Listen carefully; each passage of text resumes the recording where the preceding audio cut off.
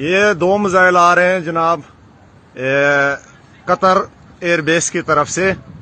अभी देखते हैं, इधर से वो आ रहा है सामने ईरान का मिसाइल, ये चांद के आसपास ईरान का मिसाइल है, और 2 एयर डिफेंस जो हैं वो ये क्रॉस कर लिया है, ये सीधा जा रहा है।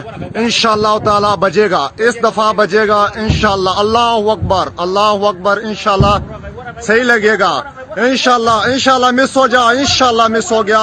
ये अल्लाहु अकबर सीधा जा लगा। अल्लाहु अकबर, अल्लाहु अकबर, अल्लाहु अकबर, अल्लाहु अकबर। एक लगा है, शायद कोई और भी आ रहा होगा। नहीं, अभी तक तो कोई नजर नहीं आ रहा। 3 आयरन डोम से बचते हुए सीधा हदफ पे जा लगा है। ये देखें, नहीं अभी तक कोई नहीं आ रहा।